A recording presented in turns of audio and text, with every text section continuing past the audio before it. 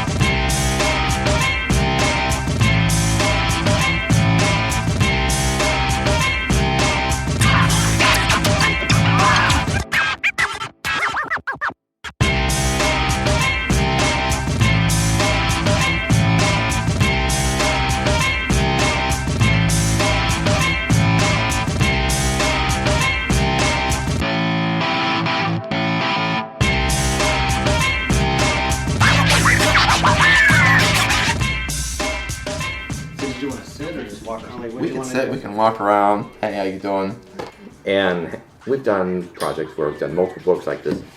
Our first kind of big Kickstarter was this Mythic Mania one where we did like 3 hardbacks for Mythic Rules for Pathfinder all at once. And that sounded like a great idea. And it's like, wow, doing 3 books at once, that's kind of a lot. Yeah, no Then kidding. on this Alien Bestiary project, we ended up doing 9 books. And this is like 300 and some pages. That's right? 448. 440. Wow. So there's Starfinder version, there's a 5e version, and there's a Pathfinder version of the Alien Bestiary, the Alien Codex, and the Ethera Field Guide. The Ethera Field Guide is out for Pathfinder. The Starfinder version is cycling through with the printer now. I just actually bounced back from the printer. There's a problem with the spine with it, so we got to resubmit it. I think it was like 8 products that were listed on the Kickstarter. I think it might be. That it looked like you were going to consolidate them down and then add some more They're all materials. consolidated together. In addition to the 5th edition, there's a D&D version and there's a Pathfinder 1 version. We're not doing Pathfinder 2. Mm-hmm. Pathfinder 2 Kingdom rules we haven't written yet, but we will be writing them for the Kingmaker Adventure Path, which won't be out till late 2020. Right. And those have all been strong sellers for us on the 5th edition side as well. So what do you think? Why?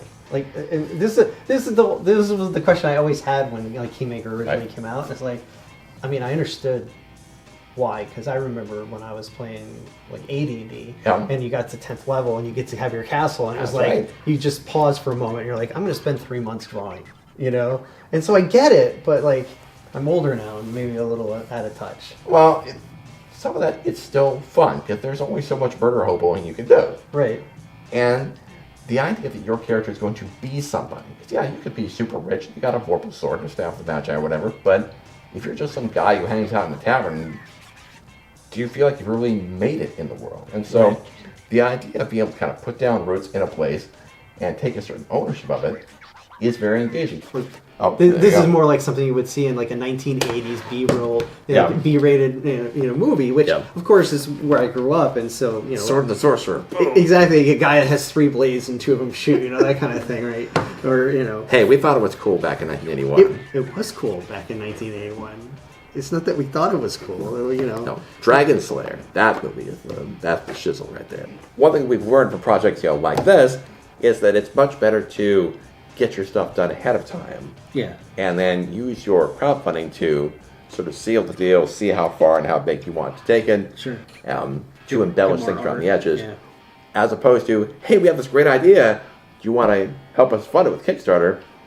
It's great. It's a market research tool, but that also means you have a whole lot to do on the back end. Which goes back to your thing about, hey, we thought it was a good idea to do 3 books, and then we realized, wow, we just tied ourselves up for the next year and a half. That's a lot of work. Yeah, a lot of work. So yeah, it'll be a relatively fast turnaround, and we have other projects we're going to be launching later on. So like what? Like what? Like what? We have a couple of different ones. One thing we've talked about publicly, which is Greg Vaughn's Aegis of Empire Adventure Path. This is another one where again we're getting stuff done ahead of time. Greg's working on development. We've got 4 of the 5 adventures done. We're getting the art.